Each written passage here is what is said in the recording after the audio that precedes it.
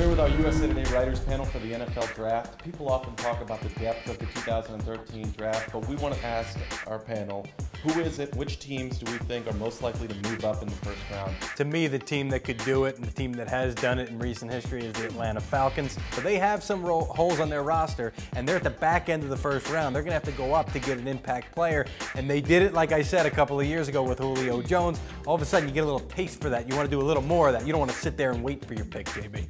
Yeah, and I think when you look also, Thomas is not a guy who's going to sit back. He sees a guy who wants to go get, he's going to go get him. I think one of his sort of proteges, Les Snead at the Rams, he's a guy who's, I think, looking at that team, figuring we have a great young defense, we've got a good young quarterback, we have no one to throw the ball to. I think if either one of those receivers, Cordero Patterson or Tavon Austin, goes real early, they're going to feel the pressure to jump up and go get one of them. But they have to get talent for that. And the Rams have 2 first-round picks, so that gives them a little more creativity to work the board. The team I think that could really make some noise is Denver.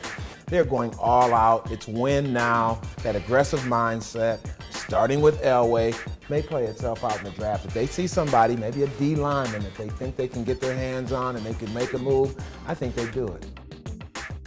Well, when it comes to building a franchise, if you don't have the quarterback, all your work can be for naught because it doesn't matter, you won't win. So how do you go about it? In my opinion, you draft an elite quarterback at the top of the draft, hoping he's your franchise guy, a Brady or a Matt Ryan, that type of quarterback. But every year, just like the Patriots and the Packers do, you draft a quarterback late, try to develop him so you're never caught with your pants down like the Colts were when Peyton Manning went down injured.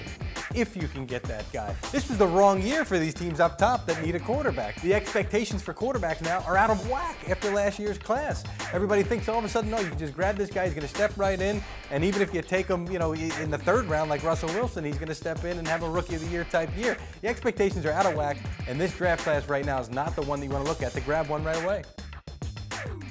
Let's start with the Super Bowl champs, the Baltimore Ravens. Ozzie Newsome, the general manager, may be the best in the NFL. But you know what goes hand in hand with good scouting and good personnel decisions?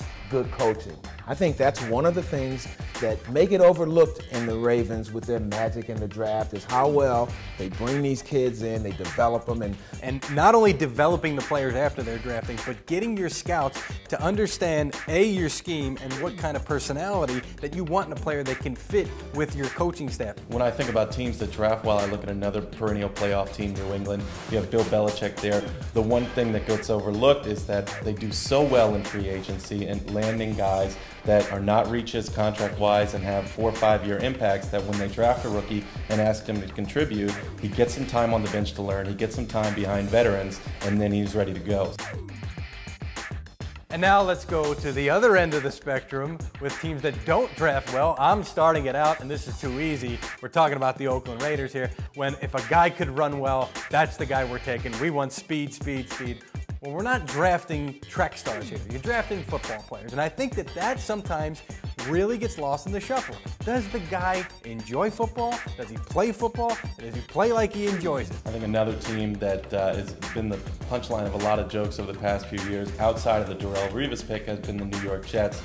They get booed the most at the NFL draft by their own fans, and deservedly so. Vlad Dukas several years ago and Quentin Coples are just 2 of the numerous busts they've had. Yeah, and you know, I think about bust, and I think about what you said about Al Davis, and I think about the Cowboys and Jerry Jones, owner, GM, and they've had some hits. You talk about a Jason Witten, you talk about a DeMarcus Ware, but they've had way many more misses. Dallas Cowboys, they've got to get that draft together.